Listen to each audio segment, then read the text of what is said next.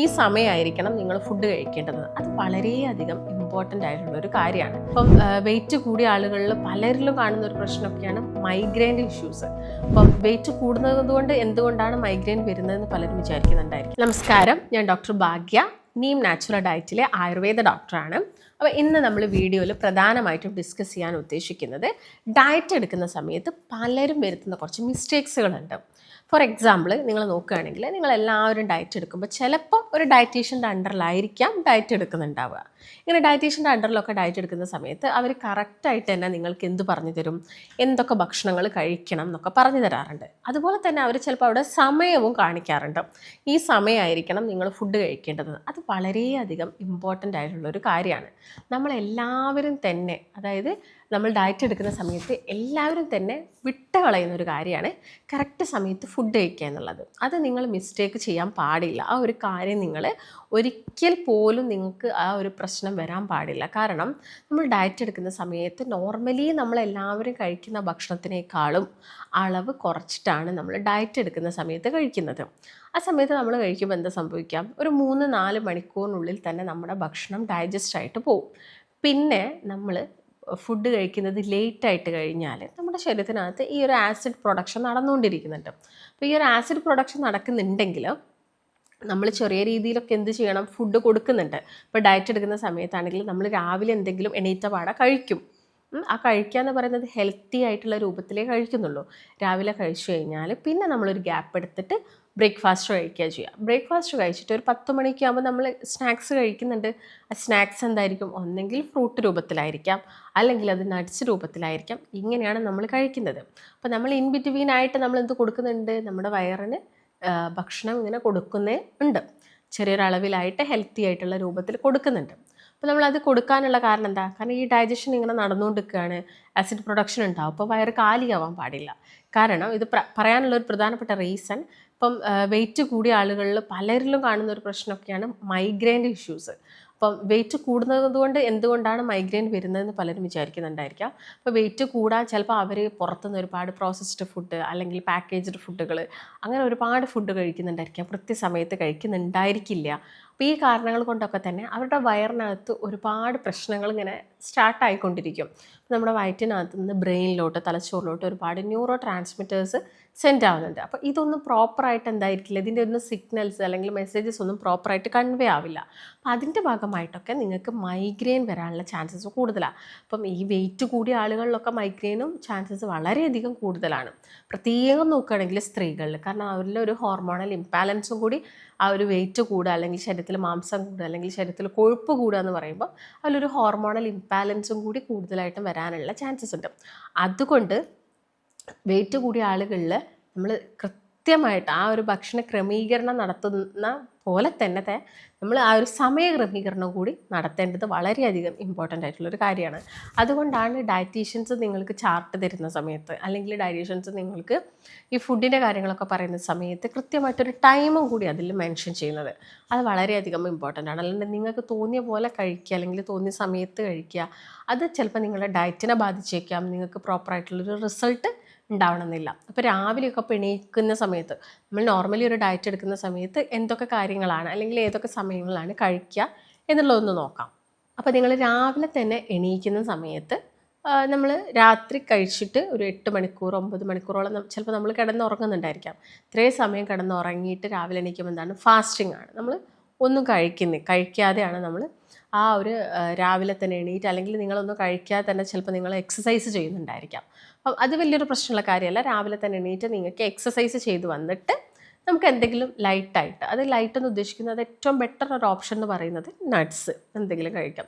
അപ്പോൾ കുറച്ചും കൂടി ബെറ്റർ ആയിരിക്കുക ബദാം കഴിക്കുന്നതായിരിക്കും. ബദാം കഴിക്കുന്നതിൻ്റെ ഒരു ഗുണങ്ങൾ, നല്ല ഫൈബേഴ്സ് ഉണ്ട്, ഒമേഗ 3 ഒക്കെ വരുന്നുണ്ട്.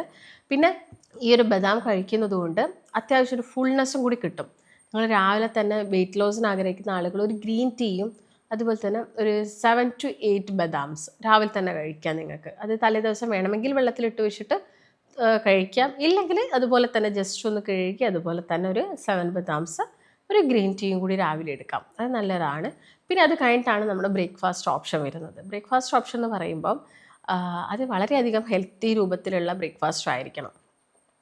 അത് ഉദ്ദേശിക്കുന്നത് നിങ്ങൾക്ക് അതിനകത്ത് പ്രോട്ടീൻസ് വേണം. അപ്പം പലരും തന്നെ ബ്രേക്ക്ഫാസ്റ്റ് എന്തെങ്കിലും കഴിക്കുക, ഇപ്പോൾ ഡയറ്റീഷ്യൻ ഇല്ലാതെ ഡയറ്റ് എടുക്കുന്ന ആളുകളൊക്കെ ആണെങ്കിലും കുറച്ച് കഴിക്കാം, അത് എന്തെങ്കിലുമൊക്കെ ആയാലും വലിയ പ്രശ്നമില്ല എന്ന് കരുതുന്ന ആളുകളുണ്ട്. അപ്പം അങ്ങനെയല്ല, നമ്മുടെ ഡയറ്റിനകത്ത് നമുക്ക് ഈ മസിൽ, ഈ ഒരു ബൾക്ക്നെസ് ചില ആളുകൾക്കുണ്ട്. വെയിറ്റ് ലോസ് ഒക്കെ ആകുമ്പോഴേക്ക് തന്നെ അവരുടെ ഈ മസിലൊക്കെ അങ്ങ് തൂങ്ങിപ്പോവും. അങ്ങനെ നമുക്ക് വരാൻ പാടില്ല. നമുക്ക് ആ മസിലൊക്കെ നല്ല സ്ട്രോങ് ആയിട്ട് നിൽക്കണം. അതുപോലെ തന്നെ ശരീരത്തിൽ അത്യാവശ്യം നിങ്ങളൊരു ഡ്രസ്സ് ഇടുമ്പം ആ ഡ്രസ്സ് നല്ല ലൂസായിട്ട് മാറണം. പുറത്തുനിന്ന് ഒരാൾ കാണുന്ന സമയത്ത് നിങ്ങൾ നന്നായിട്ട് മെലിഞ്ഞിട്ടുണ്ട് എന്ന് പറയണമെങ്കിൽ നമ്മൾ ഭക്ഷണത്തിനകത്ത് നമ്മൾ കാർബ്സൊക്കെ ഒന്ന് കുറയ്ക്കുകയാണ് വേണ്ടത്. പ്രോട്ടീൻസൊക്കെ കുറച്ച് കൂടുതലായിട്ട് എടുക്കുക. അപ്പോൾ രാവിലത്തെ ബ്രേക്ക്ഫാസ്റ്റിനകത്ത് പ്രോട്ടീൻസ് എന്ന് പറയുമ്പം പലർക്കും രാവിലെ ചിലപ്പോൾ മീൻ, മുട്ട, മത്സ്യം, മാംസം ഇതൊക്കെ എടുക്കാൻ ഭയങ്കര ബുദ്ധിമുട്ടുണ്ടായിരിക്കാം. അപ്പോൾ നമുക്ക് അവിടെ പറ്റിയൊരു ഓപ്ഷൻ എന്താണ്? കടല, ചെറുപയർ, മമ്പയർ, വെള്ളക്കടല, ഇതൊക്കെ നല്ലൊരു ഓപ്ഷനാണ് രാവിലെ കഴിക്കാൻ പറ്റുന്നത്. അപ്പം അതെന്ത് ചെയ്യുക, രാവിലെ കുറച്ചൊന്ന് വേവിച്ചിട്ട് രാവിലെ നിങ്ങളുടെ ബ്രേക്ക്ഫാസ്റ്റ് ഓപ്ഷൻ്റെ കൂടെ തന്നെ അതെടുക്കുക. അപ്പം പലർക്കും ചിലപ്പം ഈ രാവിലെ എന്തെങ്കിലും ഒരു കാർബ്സോ വേണ്ടി വരും, നിർബന്ധമായിട്ടുള്ള ആളുകളുണ്ടായിരിക്കും. അപ്പോൾ അവരെ സംബന്ധിച്ചിടത്തോളം ഇപ്പോൾ ഇഡ്ഡലിയൊക്കെ ആണെങ്കിൽ ഒരു ഇഡ്ഡലി അവർ കഴിച്ചോട്ടെ, അല്ലെങ്കിൽ പുട്ടൊക്കെ ആണെങ്കിലോ ചെറിയൊരു പോർഷൻ പുട്ടെടുക്കാം. ഒട്ടും തന്നെ അങ്ങോട്ട് ഒഴിവാക്കണം എന്ന് പറയുന്നില്ല, ചെറിയൊരു പോർഷൻ പുട്ടെടുക്കുക. അപ്പോൾ ഇതൊന്നും ഇല്ലാതെ നമ്മൾ ഡയറ്റ് കൊടുക്കുന്നുണ്ട്, അതായത് കാർബ്സ് കുറയ്ക്കുക. അപ്പോൾ കാർബ്സ് എന്ന് പറയുമ്പോൾ ഇപ്പോൾ ചപ്പാത്തി കഴിച്ച് കഴിഞ്ഞാൽ നമുക്ക് കാർബോഹൈഡ്രേറ്റ് കിട്ടുന്നുണ്ട്. ചപ്പാത്തി കഴിച്ച് കഴിഞ്ഞാൽ നിങ്ങൾക്ക് അതിനകത്ത് നിന്ന് ഫൈബേഴ്സ് മാത്രമല്ല, അതിൻ്റെ അകത്ത് നിന്ന് കാർബോഹൈഡ്രേറ്റും കിട്ടുന്നുണ്ട്. നമുക്ക് വീറ്റ് എന്ന് പറയുന്നത് അരിയാഹാരമല്ല, ഗോതമ്പ് എന്ന് പറയുന്നത് അരിയല്ലല്ലോ. അപ്പോൾ എങ്ങനെയാണ് കാർബ്സ് കിട്ടുക? അന്നജം എന്ന് പറയുന്നത് ഈ ഒരു അരിയിൽ മാത്രമല്ല ഉള്ളത് എന്ന് നിങ്ങൾ മനസ്സിലാക്കണം. നമ്മുടെ ഗോതമ്പിലായിക്കോട്ടെ, റാഗിയിലായിക്കോട്ടെ, മറ്റ് ചെറുധാന്യങ്ങളിലെല്ലാം തന്നെ നമുക്ക് കാർബോഹൈഡ്രേറ്റ് ഉണ്ട്. അപ്പോൾ നമ്മളൊരു ഡയറ്റ് പ്രകാരം രാവിലെ മുട്ട മാത്രം കൊടുക്കുന്ന ഡയറ്റ് ഉണ്ട്. രാവിലെ മുട്ട കൊടുക്കുക, ഉച്ചയ്ക്ക് ചപ്പാത്തി അവർക്ക് ഇഷ്ടം പോലെ കൊടുക്കുക, ഇല്ലെങ്കിൽ മീറ്റോ അങ്ങനെ എന്തെങ്കിലും കൊടുക്കുക. ഇപ്പോൾ രാത്രി ആണെങ്കിൽ ചപ്പാത്തി കൊടുക്കുക, അല്ലെങ്കിൽ റാഗി കൊണ്ടുള്ള ഐറ്റംസുകൾ അങ്ങനെ കൊടുക്കുന്നുണ്ട് നമ്മൾ. അപ്പോൾ വെറും പ്രോട്ടീൻ അല്ലെങ്കിൽ വെറും ഈ ഒരു ആനിമൽ പ്രോട്ടീൻ മാത്രം വെച്ചിട്ടല്ല നമ്മൾ ഡയറ്റ് കൊടുക്കുന്നത്. അത് നിങ്ങൾ ആദ്യം മനസ്സിലാക്കേണ്ട ഒരു കാര്യമാണ്. ഈ രീതിയിലൊക്കെ തന്നെ നമുക്ക് ഡയറ്റ് കൊടുക്കാം. ചില ആളുകൾക്കുണ്ട്, ഡോക്ടർ എനിക്ക് ഈ ബ്രേക്ക്ഫാസ്റ്റ് നിർബന്ധമാണ്, ബ്രേക്ക്ഫാസ്റ്റ് എനിക്ക് അളവ് കുറഞ്ഞു കഴിഞ്ഞാൽ എനിക്ക് ഭയങ്കര ക്ഷീണം അനുഭവപ്പെടും ആ ദിവസങ്ങളിൽ എന്ന് പറയുന്ന ആളുകളുണ്ട്. അപ്പം അവർക്ക് നമുക്ക് എന്ത് ചെയ്യാൻ പറ്റും? രാവിലെ ഒരു 1/4 കഷ്ണം പുട്ട്, അതായത് നോർമലി അവർ ചിലപ്പോൾ പണ്ടൊക്കെ ഒരു കുറ്റി പുട്ട് കഴിക്കുന്ന ആളുകളായിരിക്കാം. അത് വേണ്ട, നമുക്കൊന്ന് നല്ല രീതിയിൽ തന്നെ റെഡ്യൂസ് ചെയ്തിട്ട് ഒരു ചെറിയൊരു പോർഷൻ ഈ ഒരു വലുപ്പത്തിലുള്ള പുട്ട് നമുക്ക് കഴിക്കാം.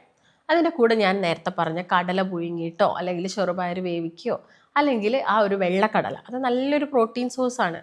അപ്പോൾ ഇത് കഴിക്കുമ്പോൾ തന്നെ എന്തായിരിക്കും, അത്യാവശ്യം നിങ്ങളുടെ വയറൊക്കെ ഫുള്ളായിട്ട് നിങ്ങൾക്ക് നല്ലൊരു ഫുൾനെസ് കിട്ടും. അപ്പം അത് നന്നായിട്ട് വേവിച്ചിട്ട് എന്ത് ചെയ്യുക, ഈ പുട്ടിൻ്റെ കൂടെ കഴിക്കുക. പിന്നെ ശ്രദ്ധിക്കേണ്ട ഒരു കാര്യം, പുട്ടിൻ്റെ കൂടെ പഴം എടുക്കുന്നത് ഒഴിവാക്കുക, പുട്ടിൻ്റെ കൂടെ പപ്പടം കഴിക്കുന്നത് ഒഴിവാക്കുക, പുട്ടിൻ്റെ കൂടെ പഞ്ചസാര കഴിക്കുന്നത് ഒഴിവാക്കുക. ഈ 3 ഐറ്റംസുകളും ഒഴിവാക്കി നിർത്തുക. അങ്ങനെ നിങ്ങൾ ഒന്ന് മാറി നോക്കൂ. ഈ 3 കാര്യങ്ങളൊന്നും ഒഴിവാക്കി ഈ പറഞ്ഞ പോലെ കടല അല്ലെങ്കിൽ ഈ പറഞ്ഞ ഏതെങ്കിലും ഒരു പരിപ്പ് വർഗ്ഗങ്ങൾ പുട്ടിൻ്റെ കൂടെ കഴിക്കുമ്പോൾ നമുക്ക് നല്ല ഫുൾനെസ് കിട്ടും. കാരണം പിന്നെ നിങ്ങൾക്ക് ഉച്ചയ്ക്ക് മതിയായിരിക്കാം ഫുഡ്, പിന്നെ ഇൻ ബിറ്റ്വീൻ നിങ്ങൾ കഴിക്കേണ്ട ഒരു ആഗ്രഹം നിങ്ങൾക്ക് വലിയ അത്യാവശ്യം, അല്ലെങ്കിൽ നമ്മൾ നന്നായിട്ട് അധ്വാനിക്കുന്ന ആളുകളായിരിക്കണം. നമ്മളിത് കഴിച്ചിട്ട് നമുക്ക് അധികം അധ്വാനമില്ലാത്ത ഇരിപ്പൊക്കെ ആണ്, നമ്മുടെ ജോലീൻ്റെ ഭാഗമായിട്ട് നമ്മൾ ഇരുന്നിട്ടാണ് ഒക്കെ ചെയ്യുന്നതെങ്കിൽ എന്താ, നമുക്ക് വലിയൊരു എനർജി ലോസ് ഒന്നും ബോഡിയിൽ നിന്ന് വരുന്നില്ല. അപ്പം അത്തരം ആളുകൾക്കൊക്കെ രാവിലെ ഈ ബ്രേക്ക്ഫാസ്റ്റ് വളരെയധികം എന്ത് ചെയ്യും, നല്ല രീതിയിൽ ഗുണം ചെയ്യും. വേണമെങ്കിൽ നിങ്ങൾക്ക് അതിൻ്റെ കൂടെ ഒരു കോഴിമുട്ടയും കൂടി എടുക്കാം. അതെന്ന് പറയുമ്പോൾ കംപ്ലീറ്റ് ആയിട്ടുള്ളൊരു ഫുഡും കൂടിയായി, എല്ലാ വിധത്തിലുള്ള പ്രോട്ടീൻസ് കിട്ടി അവിടെ, അതുപോലെ തന്നെ ആൻറ്റി ഓക്സിഡൻസ് അതിൻ്റെ ഉള്ളിൽ നിന്ന് കിട്ടി. അപ്പം നിങ്ങൾ അങ്ങനെ ഒന്ന് കഴിച്ച് നോക്കുക. അപ്പം അതിൻ്റെ കൂടെ നിങ്ങൾ ചായയൊക്കെ എടുക്കുന്ന ആളുകളാണെങ്കിൽ ആ ചായ വേണ്ട നമുക്ക്. കാരണം നമ്മൾ രാവിലെ എന്തെടുത്തു, ഗ്രീൻ ടീ എടുത്തിട്ടുണ്ട്, ഗ്രീൻ ടീ എടുത്തു, നട്ട്സ് എടുത്തു, പിന്നെയാണ് നമ്മൾ ബ്രേക്ക്ഫാസ്റ്റ് കഴിക്കുന്നത്. പിന്നെ ഇൻ കേസ് നിങ്ങൾക്ക് അത്ര വിശപ്പങ്ങാൻ തോന്നുകയാണ്, ഞാൻ നേരത്തെ പറഞ്ഞ പോലെ ഇപ്പോൾ ടീച്ചിങ് ഒക്കെയാണ് ഒരു ജോലിയെങ്കിൽ അവർ നന്നായിട്ട് ചിലപ്പോൾ സൗണ്ട് എടുത്ത് ഒച്ചയെടുത്ത് സംസാരിച്ചൊക്കെ പറയുമ്പോൾ അവർക്ക് അത്യാവശ്യം ഒരു എനർജി ലോസ് ഉണ്ടാവും. അതുകൊണ്ട് നിങ്ങൾക്കൊരു 11 o'clock 10 o'clock ഒക്കെ ആവുന്ന സമയത്ത് കുറച്ച് ഫ്രൂട്ട്സ് കട്ട് ചെയ്തിട്ട് കഴിക്കാം. ആ സമയത്തും ചായ കുടിക്കാതിരിക്കുക, അതാണ് ശ്രദ്ധിക്കേണ്ടത്. പിന്നെ നമുക്ക് വരുന്നത് ഉച്ചക്കത്തെ ഫുഡാണ്. ഉച്ചക്കത്തെ ഫുഡ് നിങ്ങൾക്ക് ചോറ് ആണെങ്കിൽ കുത്തിരിച്ചോറ്, അത് വളരെ കുറവ്, ചെറിയൊരു എമൗണ്ടിൽ. കാരണം നമ്മൾ രാവിലെയും ബ്രേക്ക്ഫാസ്റ്റിന് എന്ത് കഴിച്ചു, പുട്ട് കഴിക്കുന്നുണ്ട്, അല്ലെങ്കിൽ മറ്റെന്തെങ്കിലും അരി ആഹാരങ്ങൾ കഴിക്കുന്നുണ്ട്. അതുകൊണ്ട് ഉച്ചയ്ക്കുള്ള കുത്തരി ചോറ് അത് ചെറിയ അളവിലായിരിക്കണം. ഇല്ലെങ്കിൽ കുത്തരി ചോറ് നിങ്ങൾ ഒഴിവാക്കിയിട്ട് ചപ്പാത്തി എടുക്കാം, 2 ചപ്പാത്തി എടുക്കുക, അല്ലെങ്കിൽ റാഗി കൊണ്ടുള്ള ഐറ്റംസോ മില്ലറ്റ്സിൽ ഏത് ഐറ്റംസോ ഉപയോഗിച്ചിട്ട് നമുക്ക് ഉച്ചയ്ക്കുള്ള ഫുഡ് എടുക്കാം. അതിൻ്റെ കൂടെ ഇപ്പോൾ നിങ്ങൾക്ക് ചിക്കൻ എടുക്കാം, അതുപോലെ മുട്ട കഴിക്കാം, മത്സ്യങ്ങൾ കഴിക്കാം, തോരൻ വേണം കൂടുതൽ അളവിൽ. പിന്നെ ശ്രദ്ധിക്കേണ്ട ഒരു കാര്യം, തോരനൊക്കെ ഉണ്ടാക്കുന്ന സമയത്ത് എണ്ണയിൽ വേവിച്ചിട്ട് ഉണ്ടാക്കാതിരിക്കുക. നന്നായിട്ട് വെള്ളത്തിൽ കുക്ക് ചെയ്യുക, അല്ലെങ്കിൽ ആവിയിൽ വേവിക്കാം.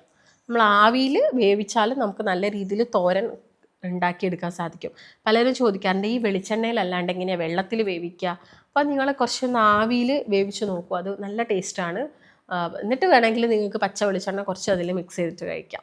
അങ്ങനെ ഒന്ന് ഉച്ചയ്ക്കത്തെ ഫുഡ് എടുക്കുക. പിന്നെ ഈവനിങ് ടൈമൊക്കെ ആകുമ്പോൾ എന്ത് ചെയ്യാം, സ്നാക്സുകളൊക്കെ പരമാവധി ഒഴിവാക്കുക. പ്രത്യേകിച്ച് ഈ സമൂസ, കട്ട്ലറ്റ്, പപ്സ് പോലെയുള്ള സാധനങ്ങളൊക്കെ ഒഴിവാക്കി നിർത്തുക. എപ്പോഴെങ്കിലുമൊക്കെ നമ്മളെ വീട്ടിലുണ്ടാക്കുന്ന, അപ്പോൾ അവിൽ കുഴച്ചതൊക്കെ കുറച്ച് നമുക്ക് കഴിക്കാം. അതുപോലെ അരിയുണ്ട, അല്ലെങ്കിൽ അരിയുണ്ട കുറച്ച് വെയിറ്റ് കൂട്ടും, അത് അധികം എടുക്കാതിരിക്കുക. എപ്പോഴെങ്കിലുമൊക്കെ കഴിക്കുന്നതുകൊണ്ട് കുഴപ്പമില്ല. അങ്ങനെയുള്ള കാര്യങ്ങളൊക്കെ നമുക്ക് ഒക്കേഷണലി യൂസ് ചെയ്യും. അപ്പോൾ രാവിലെ ബദാം കഴിക്കുന്നതുകൊണ്ട് വൈകുന്നേരം കുറച്ച് കാഷ്യൂ, കുറച്ച് പിസ്തയാക്കിയിട്ട് വേണമെങ്കിൽ ചായക്ക് കൂട്ടാം, അല്ലെങ്കിൽ ചെറിയൊരു പിടി നിലക്കടല എടുക്കാം. അങ്ങനെയുള്ള രീതിയിൽ വൈകുന്നേരത്തെ ഫുഡ് എടുത്താൽ മതി. പിന്നെ രാത്രിയാണ് വരുന്നത്. രാത്രി എപ്പോഴും ലൈറ്റ് ഫുഡാണ് നല്ലത്. അപ്പോൾ നിങ്ങളതിൽ ചെറിയ ഫ്രൂട്ട്സ് എന്തെങ്കിലും അധികം മധുരമില്ലാത്തത് കട്ട് ചെയ്തിട്ട് കഴിക്കുകയാണെങ്കിലും അത് മാത്രം മതി. ഇല്ലെങ്കിൽ ഇപ്പോൾ മധുരക്കിഴങ്ങ് 1-2 പീസ് കഴിക്കുകയാണെങ്കിൽ അത് മാത്രം മതി. ഇല്ലെങ്കിൽ ഈ ചപ്പാത്തിനെ നമുക്ക് രാത്രിത്തേക്ക് മാറ്റിയിട്ട് രാത്രി കഴിക്കാം. അങ്ങനെ നമുക്ക് നമ്മുടെ ഒരു ഇഷ്ടപ്രകാരം ഈ ഫുഡിനെ അങ്ങോട്ടും ഇങ്ങോട്ടും മാറ്റിയിട്ട് എല്ലാം കലോറി കുറവായിട്ടുള്ള രീതിയിൽ ശരീരത്തിന് മറ്റുള്ള പ്രശ്നങ്ങൾ ഉണ്ടാക്കാത്ത ഹെൽത്തി ആയിട്ട് വേറെ ഡെഫിഷ്യൻസീസ് ഒന്നും വരാത്ത രീതിയിലുള്ള ഫുഡുകൾ കഴിക്കുകയാണെങ്കിൽ നിങ്ങൾക്ക് വെയിറ്റ് ലോസും ഉണ്ടാവും, ബോഡിയിൽ നല്ല ചേഞ്ചസും തോന്നും. അതുപോലെ തന്നെ ഈ പറഞ്ഞ ഡെഫിഷ്യൻസീസ് ഒന്നും ഉണ്ടാവത്തുമില്ല. ഈ കാര്യങ്ങൾ ശ്രദ്ധിച്ചിട്ട് വേണം നിങ്ങളെല്ലാവരും തന്നെ ഒരു നല്ല ഡയറ്റ് ഫോളോ ചെയ്യാൻ വേണ്ടിയിട്ട്. അപ്പോൾ സ്വന്തമായിട്ട് ഡയറ്റ് എടുക്കുന്നത് വലിയൊരു പ്രശ്നമുള്ള കാര്യമായിട്ടല്ല പറയുന്നത്, പക്ഷെ സ്വന്തമായിട്ട് ഡയറ്റ് എടുത്തിട്ട് ഇത്തരം മിസ്റ്റേക്സുകളൊന്നും വരുത്താൻ പാടില്ല. അതാണ് പ്രധാനമായിട്ട് ശ്രദ്ധിക്കണം. അപ്പോൾ ഈ കാര്യങ്ങളൊക്കെ നോക്കി ഡയറ്റ് എടുക്കണം, എക്സസൈസ് ചെയ്യണം. അതിൻ്റെ കൂടെ തന്നെ ഇടയ്ക്കൊക്കെ നിങ്ങൾ ബോഡീൻ്റെ ഹെൽത്ത് ചെക്കപ്പുകളും കൂടി ഒന്ന് നടത്തുക. കൊളസ്ട്രോൾ, ഷുഗർ കാര്യങ്ങളൊക്കെ ഒന്ന് നോക്കി മനസ്സിലാക്കുന്നത് എപ്പോഴും നല്ലതാണ്. അപ്പോൾ നിങ്ങൾക്ക് ഡയറ്റിൽ ജോയിൻ ചെയ്യാൻ താല്പര്യമുണ്ട്, ഇതിനെക്കുറിച്ച് കൂടുതൽ വിവരങ്ങൾ അറിയാൻ താല്പര്യമുണ്ടെങ്കിൽ താഴെ കാണുന്ന നമ്പറിൽ കോൺടാക്റ്റ് ചെയ്യാവുന്നതാണ്. നമുക്ക് മറ്റൊരു നല്ല ഹെൽത്ത് ടോപ്പിക് ആയിട്ട് വീണ്ടും കാണാം. നന്ദി. അതുപോലെ തന്നെ നീം നാച്ചുറൽ ഡയറ്റിൽ ഒരു ഡോക്ടറിൻ്റെ നിർദ്ദേശപ്രകാരം ഒരു ഡയറ്റീഷ്യൻ്റെ സഹായത്തോടു കൂടി തന്നെ 1 മാസം കൊണ്ട് നമുക്ക് 4 മുതൽ 12 കിലോ വരെ കുറച്ചെടുക്കാൻ സാധിക്കും. ഈ ഒരു ഡയറ്റ് നമ്മൾ ഫോളോ ചെയ്യുന്നുണ്ടെങ്കിൽ മെഡിക്കേഷൻസ് ഒന്നും ഇല്ലാതെ തന്നെ ഹെൽത്തി ആയിട്ടുള്ള ഒരു ഡയറ്റിലൂടെ നമുക്ക് വെയിറ്റ് കുറച്ചെടുക്കാം. ഈ ഒരു ഡയറ്റീഷ്യൻ നിങ്ങളുടെ കൂടെ ഒരു ദിവസം കംപ്ലീറ്റ് ആയിട്ടുണ്ടാവും. 1 മാസം നിങ്ങളുടെ കൂടെ തന്നെ നിന്ന് നമുക്ക് വളരെ ഈസി ആയിട്ട് വെയിറ്റ് കുറച്ചെടുക്കാൻ സാധിക്കും. ഈ ഒരു ഡയറ്റിൽ ജോയിൻ ചെയ്യാൻ നിങ്ങൾ താഴെ കാണുന്ന നമ്പറിൽ കോൺടാക്റ്റ് ചെയ്യുക.